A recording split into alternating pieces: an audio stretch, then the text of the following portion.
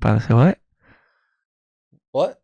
Exactly. Oh, yeah. There you go. So, welcome to the 15th episode of Pilots Say What, where we hear what pilots have to say. That's the intro, and it's like I trick you into it into being a part of it. But today, I want to talk about just a few things. Obviously, we have a CFI, we have a student on the podcast joining us today, and we'll get to know y'all. And then we'll go into some things where we can talk a little bit about, hey, maybe there's the new location opening up in Conroe. We also want to know a little bit about, what's it like being in the cockpit here in Texas since it's hot, and if there's certain things you might want to take into account when going into the cockpit. We'll talk also a little bit about what makes a good flight instructor from y'all's perspectives. Cool. So just to kind of give a quick overview. But let's go ahead and save some of that for later. I want to maybe ask you guys to introduce yourself. Maybe Chisholm, you can start. Sure. Yeah. Yep. So my name is Chisholm Brewer. Mhm. I am a flight instructor here at Thrust. I've been working here for the past couple of months. Mm-hmm. I was previously a student, just like Travis was, and started my training in January of 2023. Oh, that's so you're doing pretty good. I It seems think like so. to me. Trying to, man. Trying Okay. to. It's a fast program, but it's awesome. Just getting through everything pretty accelerated and pretty efficiently. So Yeah. Okay. Well, I of course have more questions for you, but Sure. how about you, Travis? How's it been going for you so far? Can you So far, introduce so good. I started here at Thrust in November of last year. yourself? Okay. Just finished commercial check ride yesterday. So I've been Okay. here about 7 or 8 months so far. Okay. Good. Sounds good. And then I'll start with you. I always like to ask, is aviation something you kind of were always interested in, or what got you here? Yeah, so it's the only thing that I've really ever wanted to do since Oh. high school. So I did the high school thing, went to college. Whenever at that time there wasn't as high of a demand for pilots, so it Mhm. didn't make sense to spend Mhm. the money unless you go the military route. Mhm. Did the corporate America thing for about 10 years, and then decided to say, I'm going to chase my dreams. So Yeah. quit my job, called up Thrust, and the rest is history. So which happened first? Were you more tired of corporate America, or did pilot demand kind of raise again, or did you just get lucky and both happened? It was just a little bit of both. Okay. Everything kind of fell into place at the same time. Okay. I was getting burnt out at my job. One of my friends had sent me an article about pilot demand increasing, and I was like, I'm at the age now in my early 30s where I could still make a good career out of it. So I was like, Yeah. It was kind of like a now or never moment for me, and decided to say, I understand. going with it. Yeah, just take the leap, right? That sounds good. Absolutely. As a student, you kind of have to be a full-time student, right? Do you do anything else outside of work? Hobbies or work related? Outside of school, I mean, I've got a kid, so I try to spend as much time as I can with him. Mhm. And then I like duck hunting, weightlifting, stuff like that. Sounds But cool. I'm here most of the time. Yeah, right. Especially during the student phases and everything, so that makes sense. Yeah. Okay. Well, how about you, Chisholm? Did you always know that you wanted to be a pilot? Was there something that piqued your interest? Yeah. So my story kind of started when I was about like 10 years old or so.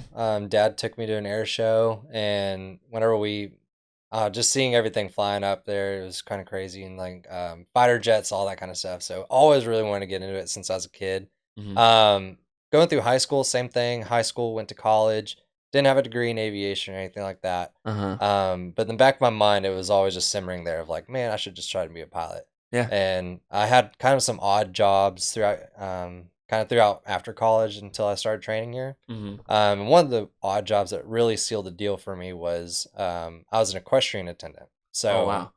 basically the word for it is groom, but the whole thing is you're taking care of horses on planes. Yeah. So you're kind of just a glorified flight attendant for horses. That's crazy. Yeah. That's cool though. It's because I didn't know that was a Yeah, thing. it's kind of a really odd job. Yeah. Like whenever I tell people that, they're like, "Wait, you fly pony planes? Like, what does that mean, man?" Yeah. And so, but like getting to do that, we'd go and load horses into these 747s and these really really big cargo jets down in Houston. And anyway, but taking care of them was fine.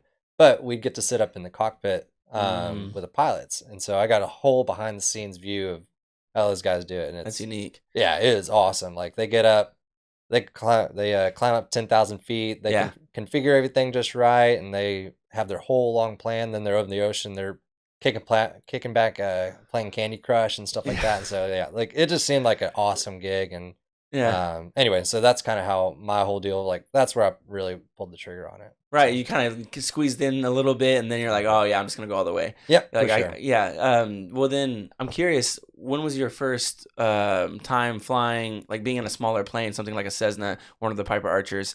Were you always like in a jet, or were you ever in a smaller plane before you came here? So when I was 11, I got to fly a helicopter, and that Okay. was kind of my first little bit of actually flying, and Uh-huh. which obviously it's nothing like a plane, which Yeah. is totally different. But But being in the air in a small vehicle yeah, is kind of like oh yeah, it's yeah. sick, man. Like you just getting to like have the feel of control and just oh no, you're doing something that like physics is like almost defying. You know, Yeah. it's so cool. And even whenever I was in college, I got to fly like a small plane one time. Mm-hmm. Even then, like the guy that I talked to was like, I would have thought you already had your license, and just tons of confidence got instilled in me at that time. That's really cool. But yeah, that's pretty much the only time I ever really got to fly a small plane. Because yeah, no, one of my first times was just during the eclipse. That's the only time I really got to go up in one of the. I think we went up in a Cessna. And it was kind Oh, of cool. sick. Yeah, it was cool. It was cool. I mean, the high wing made it hard to see the eclipse, but the Yeah, point yeah. is that's when the first time I went up in a plane was. Oh, that's a cool time. But yeah, so it wasn't That's bad, awesome. and I got to see the sky change in like a matter of like what 15 minutes or something. Right. Oh yeah, that's awesome. But then, how about for you? Did you find yourself? Because some people say their first time in one of the smaller planes is the discovery flight. Right. How about you?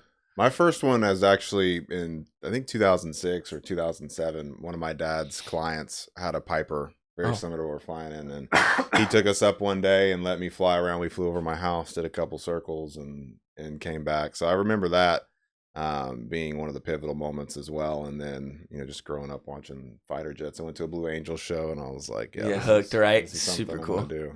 Dude, I never even saw any of the shows or anything like that. The most I'd ever done was be on a commercial airline flight somewhere Right. yeah. until I got here, literally. Yeah. So I've been learning a lot myself. Oh yeah. Well, it's good to know. I'm curious about for you.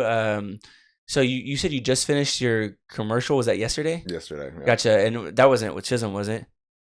So he was my student for 2.5 weeks, Almost 3 weeks. almost Yeah. 3 weeks. Yeah. He flew through the program like crazy. Yeah. Went really really well. But no, I was just his instructor. But he did his check ride with a brand new DP yesterday. Oh, And really? the FAA. Oh, yeah, gotcha. Because it was DBE. It wasn't one of our EOCs. No. Because they were available and we went for it. That, and there was this DP's checkout flight as well. Oh. So they have to get observed by the FAA on their first one. Oh, so you had the DBE and the FAA. Was that what? That's Did you right. feel a sense of pressure from that?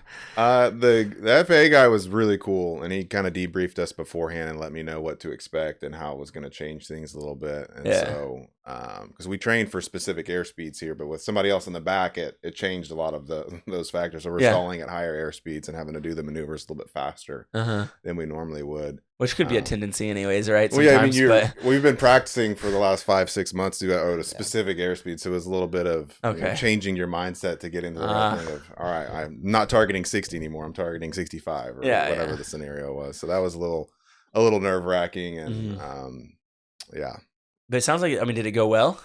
it went pretty well. Okay. There was a You lot. have to do another one? No, I don't have Okay, to do then went well another. enough. Okay. It was a pass, but there was just a lot. Like there was a lot of things that it flustered me a little bit. Things Yeah. that went wrong. Like we started 2.5 hours late because of some other Oh. delays, and then by the time we finished, our plane had left, so they had to bring it back. And there was just a few things that came up, a few hiccups, but other than that, it was pretty smooth. Oh, yeah, the flight itself. But like you said, you hit all the checkpoints at very least. It sounds like. But so next is your instrument, though, right? No, I've already done. Oh, no, instrument was before commercial. Yeah. Oh, so you're about to start training for your CFI, right? That's right. Yeah, gotcha. Well, how does that? Is that like what's the transition like from those first 3 ratings going into looking at your CFI ratings? I don't really understand the difference in the training, so I'm curious about that.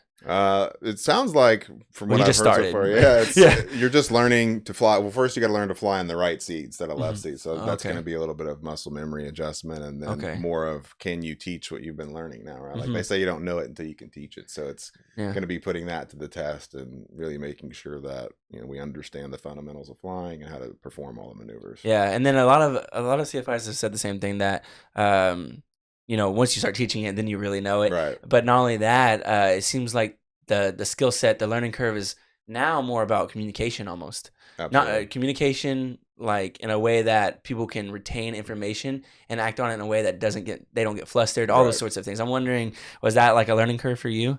Oh yeah, for sure. Yeah. Because like when you explain stuff, like whenever you go through training, like Travis just went through, like Hmm. you're learning everything basically for the first time, Yeah. and then you get thrown into CFI, and it's like, okay, teach me everything you just learned the last 9 months, Yeah, just cram. and Yeah. you have like a month and a half to do it, you know. Okay. So the big thing I think with like communication is, I think most instructors that I've talked to Hmm. kind of struggle with this, myself included, which was you kind of overload at the beginning. Uh-huh. And now I kind of do this method, the KISS method, which is just keep it simple, stupid, Yeah. you know? So just like cut, clean, and dry. That's usually the way that I think students really help to retain information. Right. And you only really go deeper when there's like, because there's times when you feel like you have to go more in depth, right? Yeah. Than you previously did. Oh, So yeah. I'm wondering like what calls for that? Is it maybe someone struggling with something specific? Maybe you're Yeah. identifying a troubled area. Is it something like that? Yeah, for sure. So yeah, like if there's any like discrepancies like you or deficiencies, like you'll Mm, typically find it as an instructor. mm-hmm, And you kind of just know, like that's mm, kind of the thing that I felt like CFI training was about. mm-hmm, So we did a lot of backseat flying. So where we would sit in the back seat, you'd see another CFI candidate flying. And you'd say, yeah, "All right, show me a maneuver," and you'd see like what they mess up on. uh-huh, And just because you know it, you've done it so many times. But yeah, there's definitely times where you should focus on going more in depth. That usually has to do with like ground classes or like oh, spending time on the ground with the student. mm-hmm, Um, a lot of us talk about like the airplane is a terrible classroom, and it totally is. Like mm, you go up there, there's tons of noises going on. yeah, It's a a lot terrible of learning pressure. environment. It's hot. Yeah. So to me, like I think the biggest thing for students to do is to like really, really dig deep on that on the ground first, and then apply it in the air. Right. So yeah, I think that really helps out a lot too. Okay, that makes sense. Yeah, because I hear people talk about doing the ground. Of course, you have to go to the ground portion, right? But Yeah. then they say really doubling down on maybe chair flying in the simulator Yeah, and big taking time. advantage of that time. Because previously you were going to be here a lot for studying, it sounds like, during the Yeah. ground. And then you're going to continue to do some of that after the ground, right? But then you have maybe a little more time to do the chair flying in the simulator. Oh yeah, And for I was sure. wondering, like, what's been something that you've used to kind of help you prepare for your ratings and your check rides? I would say just going through the motions of it because you only get a certain amount of time in the airplane, right? Yeah. So it's really important that before you go up, you know the maneuvers you're going to be doing and you know the speeds you need to be at, and then Mm. just walking through it in your mind, like whether you're chair flying or just I tend to overthink things, so I'll just be laying in bed, like Yeah. going through like simulating Mm. what the check ride's going to look like. This is what we're going to do. Like Thrust does a really good job of preparing you to know kind of what to expect. So then it's just, all right, I got to go there and execute. Obviously, they're going to throw you some scenarios you probably haven't had or ask you some questions you probably haven't heard. But the goal is not perfection. It's just to make sure that you're a safe pilot, that you're not breaking any regulations, and that you can perform the maneuvers and standards. So if you go in there with a really good understanding of, all right, I need to do A, B, C, D, and E to do that maneuver, and like kind of just like close your eyes and like Right. flow through it, whether it's like a power off 180 or a lazy 8 or whatever you're doing, or even just coming in for a normal landing, right? Check your airspeeds, like just have a process flow, because if something goes wrong, like you're just reverting back to what you've been trained on. You don't really have time to Right. Yeah. time to think about it. So it's just like all day, every day, I find myself just running through random scenarios, like how do I set up for this? How do I set up for that? Like when I do this maneuver, like exactly like this is going to be my process. Yes. I don't know if when I was younger, I definitely didn't have a thought process like that. I was like, I always just waited to be in the moment and get queued up to do whatever it is I needed to do, instead of like I didn't really understand that that's what preparation kind of looked like. And of course I came to learn, right, that when you have A, B, C, D, and E already figured out, and then it's inevitable that they're gonna, like you said, throw a scenario at you that you're not familiar with, or maybe get asked a question that you're not really familiar with either. So I say if they throw F at you or something else at you, as long as you got the rest of it down, you're probably a lot more likely to Right. maybe lock into that. So that sounds right to me. I wanted to ask, for you, what do you think makes, because you're going into CFI, so maybe you would have a question for him too. But I want to start off by asking, what makes a good CFI or a good instructor? If you, off the Yeah. top of your head. Off the top of my head, yeah, Yeah. that's a good question. So I think that like being a good instructor, I think it comes with a lot of patience. I know sometimes like there might be some frustrations going on with the student, Mm-hmm. and that can lead over to frustrations with you as the instructor. Yeah. But you kind of have to put yourself in their shoes. Like, hey, this is this guy's first time ever doing this maneuver, or this is his first time ever flying the plane. You know, he's never even set foot in the plane. Just understanding that like there's going to be a learning curve. But the biggest thing too is like I think being a good motivator too. So if you see your student being frustrated, something like that, find some good motivations that can like really keep them going. You Keep know, them encouraged. Yeah. yeah, like I know Travis, he wants to go and he wants to fly. He wants to fly jets. You know, Yeah. and so I'm like, hey man, let's get this thing rock and roll. Let's try and like, Yeah. let's try and like relate this to him in the best way possible. And so, I think that's going to be a big thing.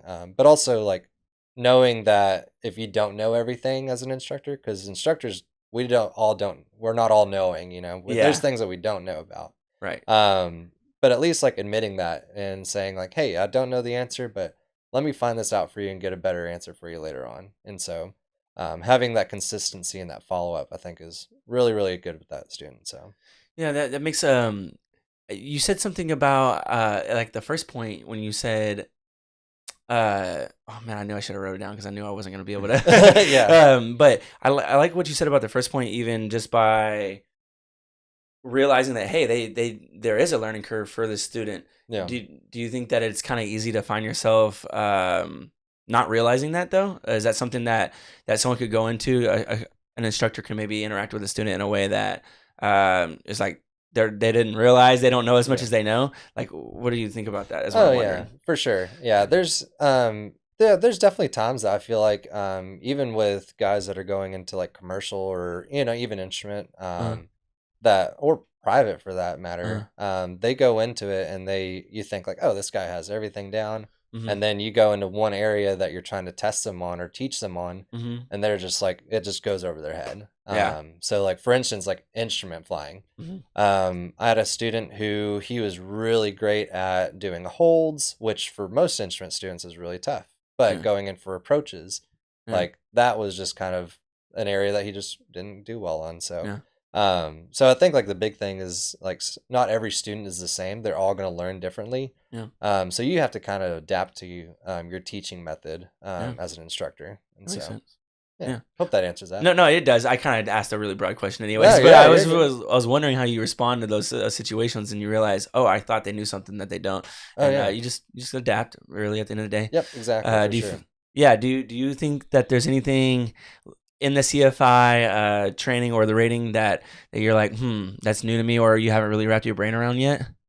I don't know. I haven't really dove in too far yet. Right, I know. So it's hard to say, but Okay. you know, I think like he said, patience is big. Like I'm not a super patient person, so I'll probably have to brush up on that a little bit, and then just managing expectations I think is really important as well. So just going in really with an open mind. Like I don't really know what to expect except for to be thrown a lot of information at one time. So just try to go in there with an open mind is really all I can do right now. No, it makes sense. Like knock out these exams I got to take for. That's what I was gonna ask you. Have you gotten the writtens done for this portion or for CFI? I take one of them tomorrow. Okay, gotcha. How many are there? There's 2 for CFI. Right, because of the CFII. Is that why? Is it technically? No, there's separate? 2 for CFI, then 1 for II. Oh, okay. I've done the II one already, and I've got to do the flight instructor airplane and then fundamentals of instruction one. Okay, I didn't realize that. And then you're also back in ground classes again for each rating, right? When you go to a new rating. Yeah, I think there's an academy for CFI that's a couple weeks long. Okay, that's what I was wondering. A little more in depth than the typical grounds. Yeah, it's typically like 8 to 5 for 2 weeks or 10 days. Really? It's very in depth for sure. Oh wow, that's pretty intense. I mean, do you feel like you're a good note taker? Like, what do you? Good note taker. The classroom's tough. I can be. It depends. I'm a visual learner typically, so I can take notes to an extent, but at some point I got to get up and do it. That's how I am. I'm very hands-on, very visual, and I like to ask a lot of questions. And I guess that's why I find myself doing a podcast these days. Yeah, I like asking questions. But that's really like I remember like struggling with being in class and trying to retain knowledge that's like a lecture style. Mhm. Like sometimes I find it interesting and I'll just naturally retain it. But if I Right. didn't find it interesting, man, I would just struggle, and I just was like, well, I have to go ask questions afterwards. Right. Oh yeah. But do you as a CFI, do you ever have to like who leads the ground courses? Did multiple CFIs? How's that work? Yeah, so typically, like with our academy, how it works, we have usually like there's like a head chief chief instructor that will take care of most of the ground knowledge that comes with the academy. Okay. A lot of the chiefs that I went through, or whenever I went through academy, a lot of the chiefs, they would come in and help, our assistant chiefs, stuff like that. But yeah, it's usually going to be a dedicated academy instructor. Okay. So I believe that Bob Choate, he was our academy instructor. He's a awesome, great guy. He's now traveling like all the way around the world for like half a really? year right now. Oh, is that like a for work or for like for Oh fun? no, just for fun. That's awesome. Yeah, so he's retired now, so he's kind of just like, eating up his travels. So yeah, he's going out and doing that. But yeah, we have a I think a ground instructor that's going to be teaching that now. Okay, So, that's yeah. cool. I hear stories about people doing the whole flying thing. I think remember Justin? Yeah. Justin, we had him right before he left on the podcast, but he was talking about how him and a friend are gonna fly a Cessna. I don't remember where, but Yeah. he said far. Yeah, He said there you go. I don't know, across the country. I don't really know though. Oh, yeah. But he said they had a whole little trip thing planned. And in Oh, my that's mind, sick. I'm like, man, that's enough reason to get a private license in my Mhm. head. Oh yeah. But Yeah. sounds difficult with a private. You want at least an instrument, I'm sure. Oh yeah, Yeah. for sure. Yeah. My wife, whenever I went through training, she was like, "Yeah, I'm gonna wait until you're a commercial pilot." to That's fly what I too." was So- wondering. A little more proficient. A little bit better at flying. It's like, So has she been up yet though? oh yeah. So Oh. I got to take her up 2 times before, and so yeah, Yeah. it's a fun time. Yeah, just she got to enjoy it, and I actually got to take her way back when on a training flight with me. Yeah. So we went up and it was an early morning flight. I think it's like at 6 a.m. Yeah. Anyway, she's asleep in the back. Oh, And, no way. yeah, and so me and my instructor, we were like, "Hey, do you want to do this little maneuver?" Which was kind of a little uncalled for now I'm thinking about it, but Yeah. but anyway, we like basically made the plane feel like it was a little weightless for a second. Yeah. And, Give her a little Yeah. gut feeling. yeah, so we just made her wake up like by feeling like she was falling. So Yeah. so- Did she you say that maybe that was a little unnecessary in hindsight. Did she say anything about it later? oh yeah, she still gives me heck for it. Yeah, she's like, "I can't believe you did that," and so Man, she you- warns everybody like, "Hey, avoid flying this guy." Like, Man, if you didn't get on camera, then it definitely wasn't worth it, probably. oh yeah, exactly. That's how I look at it. Like if I tell my girlfriend, or I don't tell my girlfriend, I think if I try to do a prank on her, I'm like, man, I have to catch it on camera. It's just not worth it. Oh, Or it's yeah. not worth it. For sure. But all right, well, I wanted to ask, maybe from you too, some of the things that, because you've gotten through the first 3 ratings, and I figure it looks maybe a little different after this. I don't really know how yet. Maybe we'll have to have you back on and see how it goes. But I wanted to know, was there anything that you kind of struggled with as a student, like something you had to like wrap your brain around and took a little bit extra work? Yeah, definitely. I mean, you're drinking from a fire hose. It's like every time you start over with each new rating. Private, you have no idea. Like it's all new information. And then instrument, like you know how to fly the airplane, generally speaking, but now you're doing a whole nother section of, all right, I got to know approach plates. I got to know how to fly these procedures. Like I've got to know how to fly all these departure routes and arrivals and all, Right. everything that it comes with. So it's like you're reading and learning to read another language all over again. So it can be a little intimidating at first, but what I found is you just got to stick to it. Eventually, like it'll just start to click. Like it might take a week or 2 weeks or however long, but you just got to keep your head down. Don't get discouraged if you don't know something, or if you keep forgetting something, or you mess something up. You just got to keep going. And then specifically with flying, like I remember in my private training, I had a really hard time with my soft field and short field landings at first, because I wasn't paying attention to my airspeeds like you. I tend to just forget to stick to the basics. So I think it's really important, like to have your procedures, stick to them.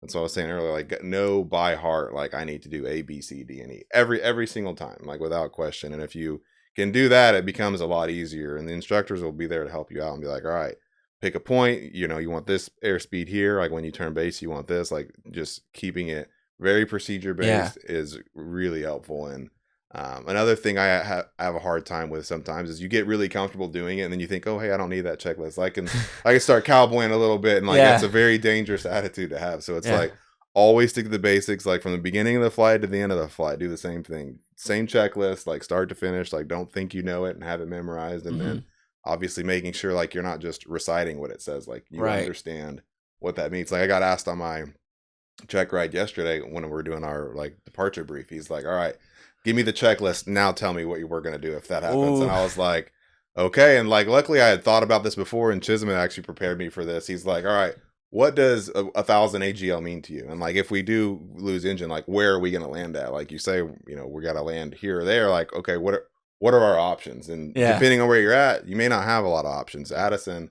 you know, you've got the runway and then like maybe a golf course. There's a golf course over there. Oh, yeah. It's important to know that too when you're landing at different airports, like before you take off, like what do I have around me and in case of emergency? So constantly thinking about stuff like that, and not thinking that it'll never happen to me, because it could very well could happen to you, and you want to make sure you're ready for it. So that's what I find myself checking myself on, is not thinking I can just like skip over steps A and B and go through. It's A, B, C, D, and E, like every time. And really think about like you said, the variables, and understand it. That makes sense. You said about the like it's like drinking out of a water hose. Yeah.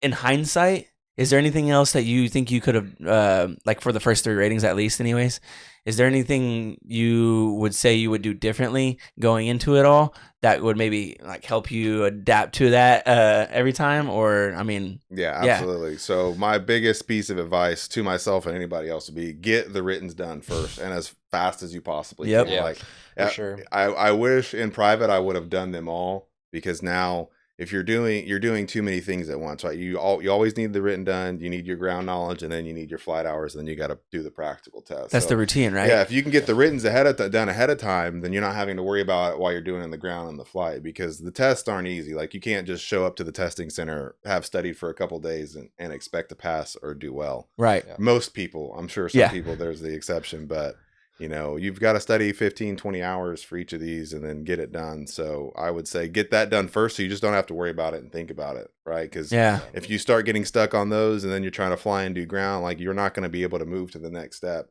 if you don't have that done. And depending on your schedule, you'll probably have some more free time earlier on than you will later on. When you're doing your private license, like you can't fly in certain conditions. So like you may have a little more free time versus instrument and commercial. You're going to be flying, especially an instrument, like you'll be flying pretty much any weather, as long as it's not dangerous. But private, like you need clear skies and all that. So take advantage of the time, get those written done. Nobody wants to do them, so just get them done. You can do it, get them done before you start. Like I would highly encourage that. Well, you know, I'll probably double down on that one more time, because it's funny. Firstly, that was that's kind of insight for me. I hadn't heard that yet. That, you know, which makes sense, obviously, thinking about it. But you have more time earlier on anyways. So it's actually, in terms of the writtens, it's actually a little bit more overwhelming later on. And you don't know until later on that you probably should have got them done earlier. So for the people listening, maybe whether it be on Spotify or Apple Music or on YouTube, like for the people who are paying attention to this, do you think that, like, what are some ways to get them done? Are you saying you can get like your commercial done before you even get done with your instrument? Like, is it like that? Yeah, you can get them done. Yeah, you could get them done before you started all of them. So okay. What I've been doing is, and I'm not saying this is right or wrong, but I'll take them one ahead of it. So I got the private done like within a week of starting, and then I did my instrument before starting instrument. I actually did my private check ride, landed, and went and took my instrument written like right at when I got done. So whenever ground school started for instrument, I didn't have to worry about it. That's and awesome. That's a hustle. While I was doing instrument, I was working on commercial. So I did it. I think I did my commercial written 2 or 3 weeks into my instrument training, so that I just didn't have to worry about it. And then I was adopting the same strategy for commercial. I didn't anticipate finishing so fast. So I'm taking my next one on Friday to try to get it knocked out just again. Because it's tough to juggle all those things, because when you're starting rating, you have ground school, then you have your on top of the water hose effect of like the knowledge. And then also like the written exams, like a lot of people give them flack because it's, you know, it doesn't always pertain to what we're doing. It's a lot of like standard based questioning that, you know, they're like, memorize it, get the test done, and like forget it for the most part. But it will give you an idea of like basic terminology for whatever you're going into. It'll give you like a sneak peek into like looking at approach plates and different things like that. So it'll help give you like a base understanding, so that way when you go in, it's not all completely foreign to you. Like you'll have an idea of what the basics of flight are, and like what to expect in a turn, and like what a stall is. And so what it's not, as much as people tend to say, oh man, it's just a formality. No, there's still a lot to learn from there, especially for people who aren't super familiar with aviation, right? I think a lot of people come in here not knowing a lot, but you can kind of get a lot of that out of the way and break a couple barriers by taking the written seriously also, and it also of course helps you move quicker and not get overwhelmed later. So there seems like there's a lot of good reasons to get them done. There's a lot of acronyms and terminology that you've never heard before. So Exactly. like if you come in at least having an idea of what some of that means, so if somebody says VFR, you're like, well, I've never heard of that term in my life. Like that'll be a little bit easier to like follow along instead of having to go and look that up and figure things out. That makes sense. And then even for you, and I guess I could ask you the same question. In hindsight, is there some things you would probably do a bit different to maneuver the program? Yeah, definitely the writtens. I'm gonna preach that like till the day I die. Because so one of the big things that we'll say is like getting your instrument written done and then getting your CFII written done, because they're like it's almost the same test, very very similar. I didn't do that, and then by the time like Travis, he's about to go through CFI, and it's a pretty intense bit of training. Like you have 25 hours of flight time, and then 10 days of a ground class, and you're getting thrown into everything. By the time you get done with that, you're not wanting to be like, oh, I have to get one more written done. Yeah. I didn't do that, and I was about 50 shades of done with writtens by the time I got to it. I was not about it. Yeah. But yeah, I think getting those written dones, I think that'd be great. But also, I think really having like the passion for aviation is really, and the confidence in yourself. I think that really, really helps you be able to like maintain that like constant rate of just information. Yeah. Because you're going to get a ton of info that you're going to get thrown at you. And I think sitting down to let that marinate a little bit and then moving on, I think that really helps out. So really for me, like for every hour of flight that I would have, equated to probably like 2, maybe 3 hours of ground that I would sit and study for. So I mean, you're having a lot of time that you have to sit down and take the time to be disciplined and get it all down. But really at the end of the day, like the thing that I really used to help me through training was I just treated this just like a job. This is my 8 to 5. Whenever I'm flying at, noon today till 2, I'm up at 7 a.m. Studying till 8 till noon. And then after my flight, I'm studying till 4, making dinner, calling it a day, wash, rinse, repeat. Right. So just having that discipline, I think, really takes you just a long way, helps you manage this program for sure. I'll start wrapping up by asking just a few of these questions, which is like, every pilot seems to have like a bag they take with them. On the plane, right? It's kind of like a thing, and I've always been a person. I like always have a bag with me, but I'm not a pilot, so I'm wondering like what's in those bags. And I know a lot of times it might be a headset or an ACS or something, but I'm curious. Like maybe everyone has their own little thing, maybe a Lucky Charm. Like how about you? So me as an instructor is probably a little bit different than Travis, but in my bag, like I always have my iPad, my headset, all the classic stuff. Yeah. I have a red flashlight, so whenever we're flying at night, just to keep that night vision going, red flashlights that help great with that. Is it like any special flashlight? Do you think it's cool? Do you spend extra money on it? It was like $7 on Amazon. Like, yeah, we're not rolling in some crazy fancy flashlights and all that stuff. But one of the other things that I keep in there is barf bags. So in case a student gets sick, I'll always have barf bags in there. And then snacks, water. Always have to have water. Summertime heat, gotta drink up water. You lose water. You have your 2 sensor too. Yeah.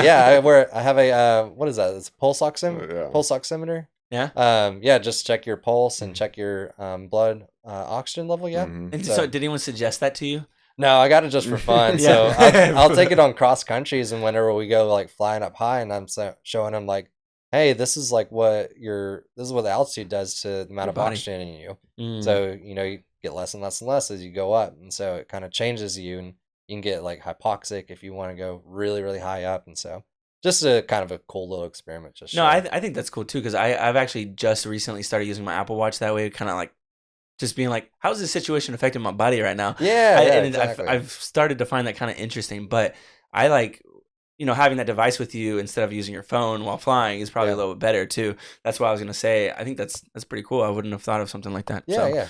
Well, how about you? Do you have any special things that you like to keep in your bag? I don't know about special. I have a bigger one, but I like to carry a lot of stuff with me just so I'm not constantly having to move things around. So like I have my iPad, logbook, pens, pencils, knee board. Today I've got my lunch in there because I'm going to be hungry right whenever we wrap this up. Exactly. I've got a huge water bottle that I take with me just because it's like 5,000 degrees outside. So got the big water bottle, and then I think that's really it. I keep all my required documents and stuff in there as well, just so like everything's in one place. But you don't have to wonder. I'm afraid to leave that thing anywhere because if I lose that, like I'm torched. Big time. I take that thing with me like literally everywhere. I don't leave it in my truck. Like it stays with me. That's I think I maneuver very similar to you. I mean, I have a bag, and people, I'm like, hey, can you hand me my bag? Or they'll just try to do me a favor and pick it up for me. Like, what the heck? Where do you have this? And I'm like, I take it everywhere, but I can't leave it anywhere for the same reason. I have way too much in there. But even when you're talking about your studying, I think I maneuver similarly to you. I just make sure I like front load, like prep, that way whenever something comes I feel like I have what I need and I can adjust in the moment a little bit better. For sure. You never know when you're gonna need that barf bag, so. Yeah, exactly. Hopefully you don't need it. Hopefully I won't. I used to, when I was younger, I used to keep I used to take like, a Kroger or Walmart bag or some plastic bag that I made sure I didn't have a hole in it and always have it in my glove box in case I was picking up some friends, or I actually drove for Uber for a little bit. So the barf bag, that's what I was. That's probably essential for Uber for sure. But I don't know if everyone thinks like that, but I was like, no one's throwing up in my car, bro. I think I only have maybe one more question. But actually that's one we asked earlier, and it was just advice to your younger self as a student. But you guys both kind of answered that pretty well earlier. I really liked what y'all had to say. So appreciate it, man.